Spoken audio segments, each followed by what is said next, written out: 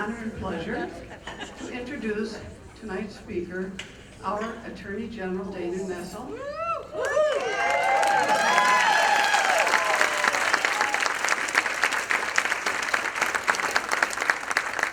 Before Dana Nessel became our Attorney General, she had quite a long career as a wonderful lawyer in Michigan. She was a prosecuting attorney for some years, and she also had a private practice. And as a private practicing attorney, she filed and argued the case that brought marriage equality to Michigan and the United States.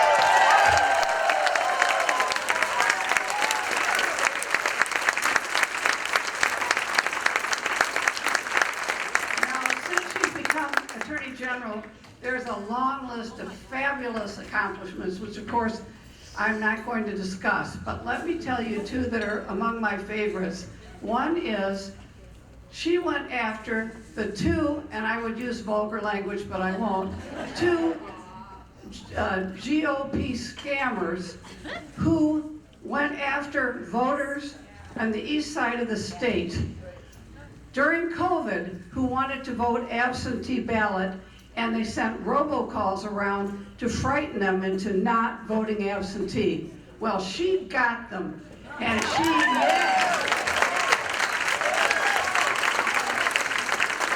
they are felons, and they paid money, and did they go to jail, Dana? Their case is pending before the Michigan. Oh, okay, their case is pending. All right, and the most recent one is she has the fake electors.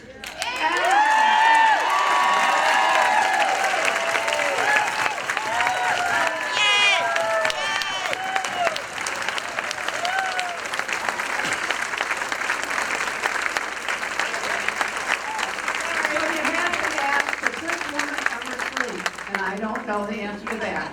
But let me tell you the short story about Dana and PDWC.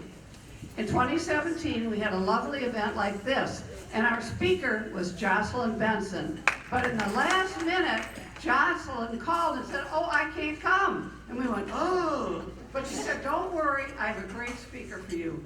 Dana Nessel, she's running for Attorney General." And we didn't know Dana Nessel, but we said, "Great, bring Dana Nessel." So Dana Nessel came and spoke, and she knocked our socks off. We couldn't believe how great Dana Nessel was. So Dana Nessel spoke, wonderful. And then, right after that, she was running to be the Attorney General, and we were so excited about Dana, we rented a bus, PDWC, and we went over a sheet of ice in that bus to Detroit to stand with her, to vote for her, to make sure that she won the recruiting fight and became the candidate. And damn if she didn't win it and became the candidate.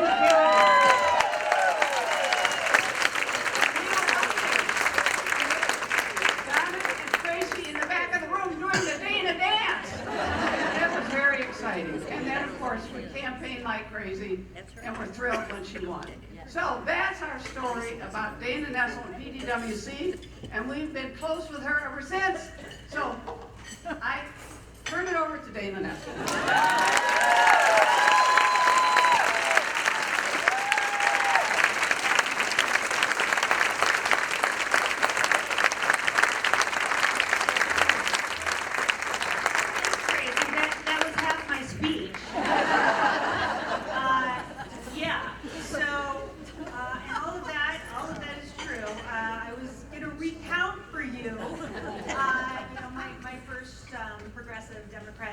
Women's Caucus Equality Day event in 2017 when I was a bright-eyed and bushy-tailed 48-year-old. Seems like just yesterday. But again, yes, I guess Jocelyn Benson canceling on you was the best thing that ever happened to me. And the thing about this event that I remembered it all through the campaign, and I remembered it every day since then, is that it was honestly one of the most inspirational events that I had been through throughout my entire journey either running for Attorney General or as Attorney General. And, you know, I came here, you embraced me, I told you a bunch of tampon jokes, and I never looked back. And I remember it. I mean, there are still videos of many of you, again, on, you know, April 15th, 2018, the worst snow and ice, you know, storm of the entire year in mid-April, and being so worried that you guys weren't going to come. But there you were, wearing my shirt, dancing up a storm, screaming my name, and getting me the nomination of our party. And I can say with full confidence that if it wasn't for so many of you who are here in this room, I definitely would never have become Attorney General. And so I owe all of you a debt of gratitude for putting me in a position to be ready to and what I think about that is just never doubt the power of women supporting other women, and the inspirational value of a good tampon joke.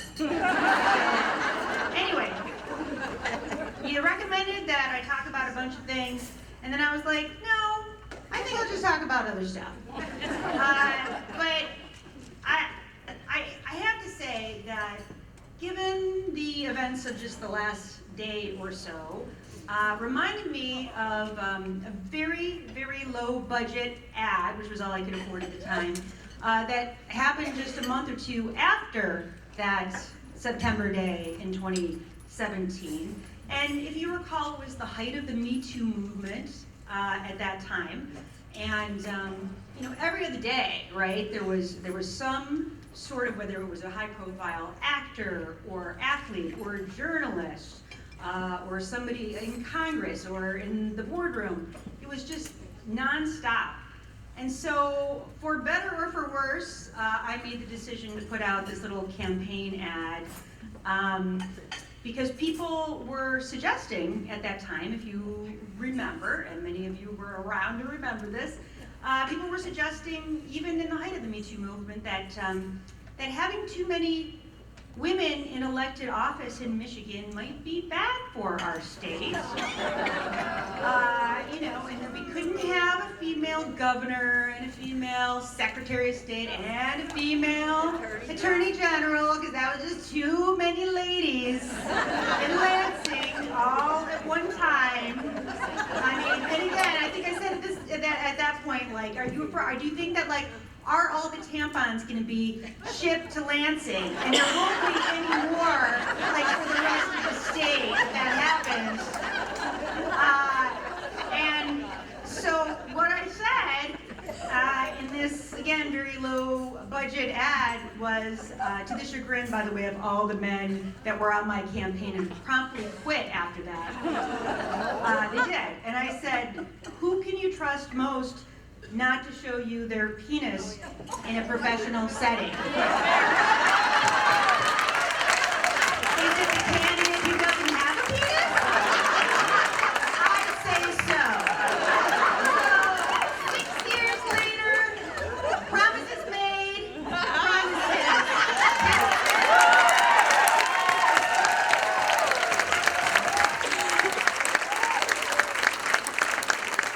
So, I'm sorry that I'm being very raunchy tonight, but I can do it with you guys. I'm sorry, you're obviously a woman of the cloth, and now I feel like a little weirdly uncomfortable. Am I cool? Am I still all right?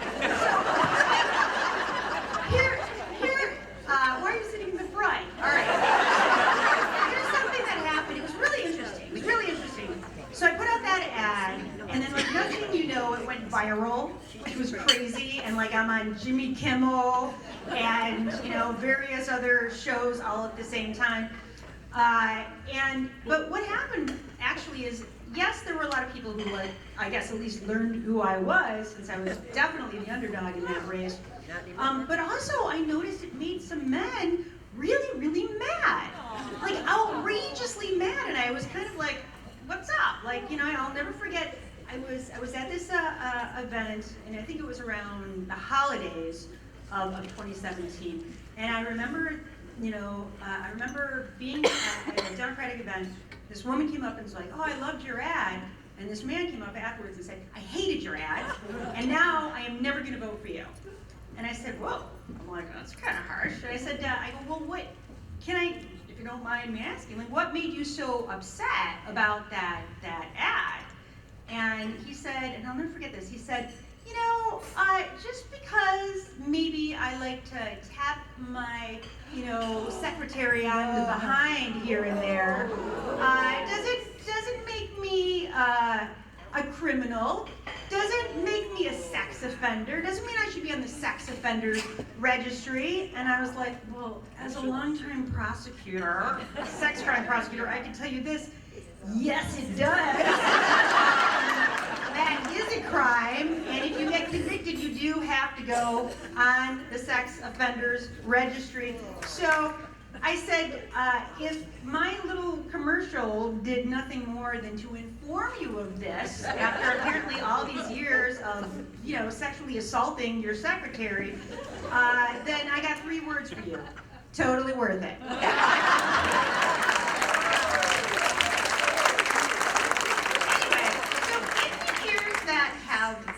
Passed since then until now. I will tell you that I finally learned the secret to completely eliminating sex scandals in our state capital, and it is this: elect as many postmenopausal women as possible.